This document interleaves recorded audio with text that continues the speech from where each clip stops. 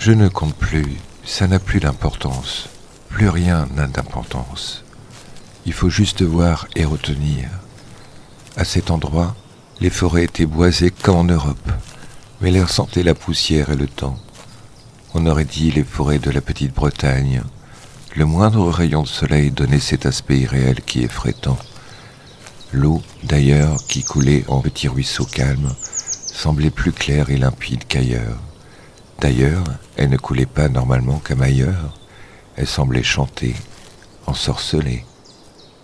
D'ailleurs, je crois que je me suis perdu. Ça fait 3 fois que je passe devant le même arbre avec la même rivière bordée de fleurs qui coule à côté. On pourrait croire qu'une Ophélie s'y est noyée. L'air est étrange. Il ne sent pas comme d'habitude. Enfin, par tous les lieux que j'ai déjà vus, les lieux sentent ce qu'ils sont.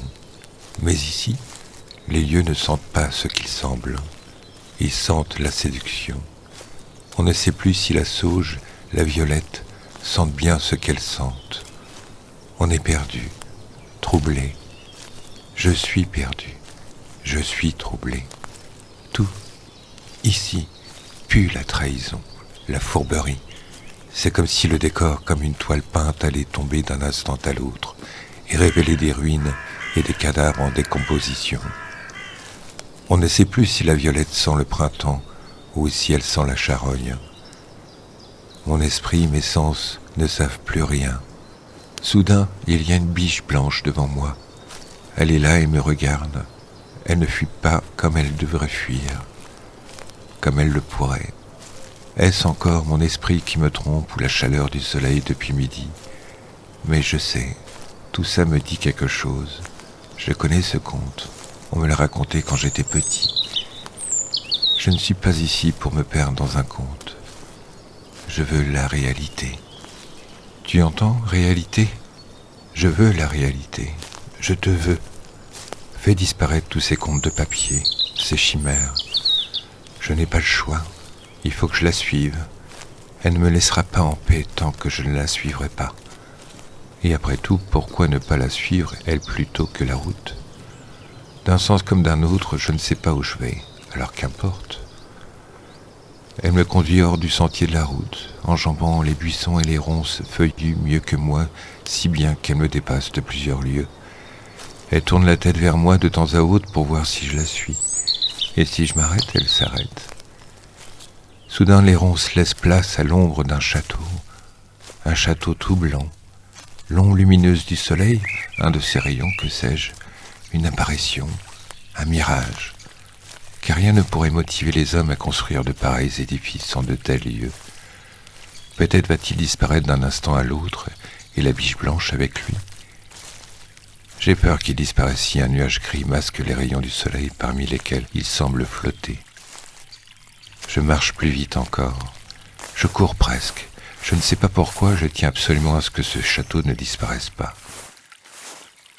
Il m'attire, quelque chose m'attire. Je suis comme aimanté par les yeux de l'animal, et à cet instant je me sens presque serre au service d'une puissance qui me dépasse.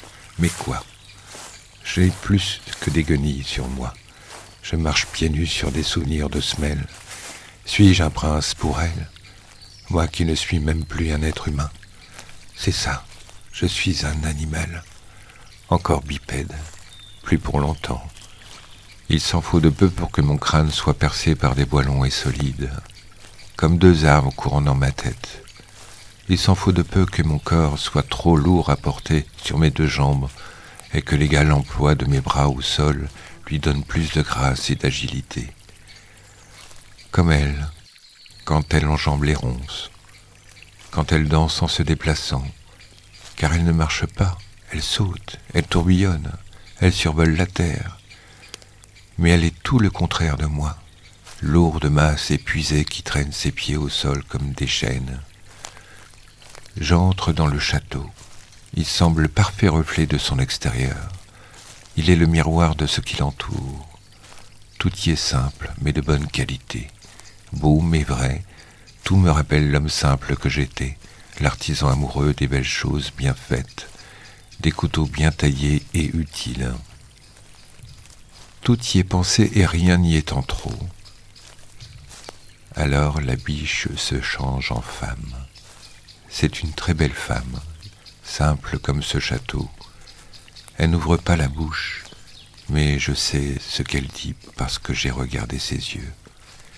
Elle me dit « Je te prendrai pour mien si tu accomplis ce que tu as à faire. Va jusqu'au bout de la route et tu me trouveras. Il y a longtemps que je t'attends. » Alors soudain, elle disparaît, et tout le château avec. Je me retrouve allongé au milieu d'un sous-bois, une trace de feu éteint sous moi. Je pense alors qu'un autre, mon double, aurait croisé un autre château plus beau, plus riche, plus encombré de superflu, de poudre, et qu'une sœur fausse de cette femme biche lui aurait dit à mon autre qu'elle le voulait aussitôt pour époux, à la condition peut-être de lui rapporter tout ce que la forêt fait de luxe, en d'autres termes, la piller. Mais ce n'est pas moi, je ne suis pas lui, je ne pille pas la forêt, je la traverse, je la respecte, je ne fais que passer. Quand il m'est possible, j'efface les traces de mon passage. Je suis un fantôme pour elle, elle me voit à peine, et pas plus que les habitants, ses protégés, je ne prends plus qu'il ne m'est permis. Car les jours de diète sont plus présents que les jours d'abondance.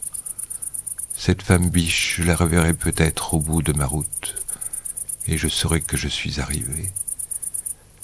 Quant à l'autre, mon double, s'il a choisi de s'arrêter chez elle, il verra que tout se mettra à brûler, et que l'abondante nourriture viendra à manquer. Tout sera vide autour de lui, et il ne saura plus rien faire, même pas repartir.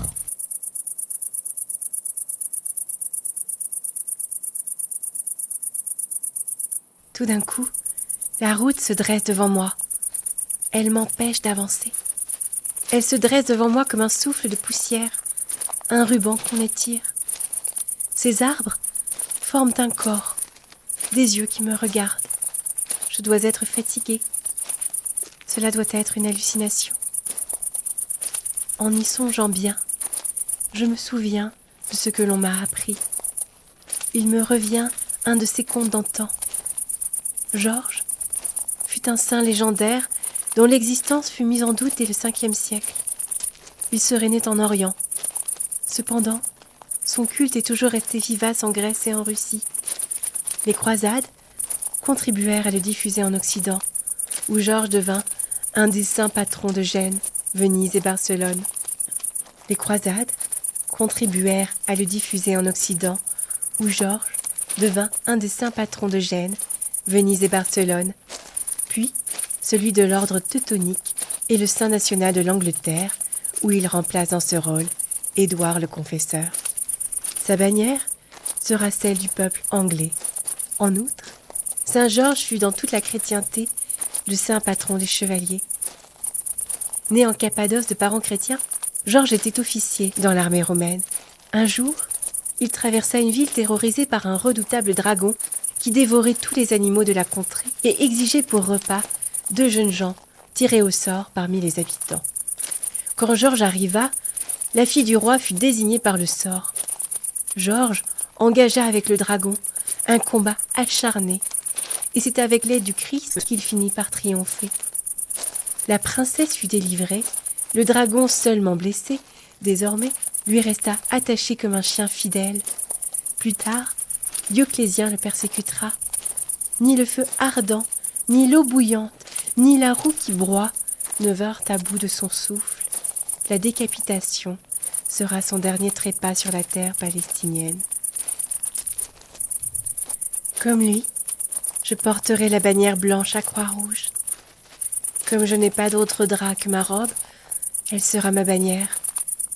Une bien piètre bannière, à vrai dire, tachée de sang et de boue.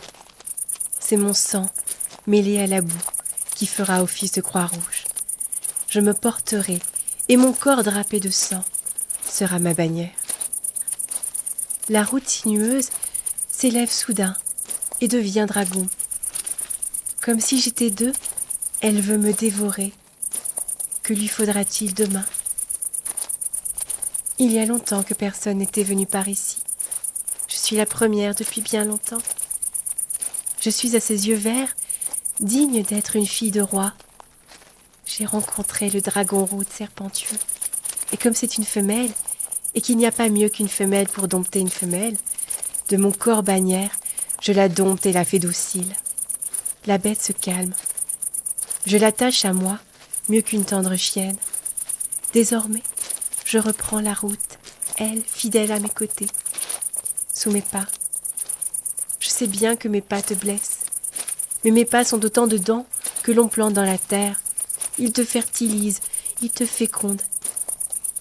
C'est une morsure, un baiser, qui fera renaître ta forêt après mon passage. Adieu ma route, je t'embrasse.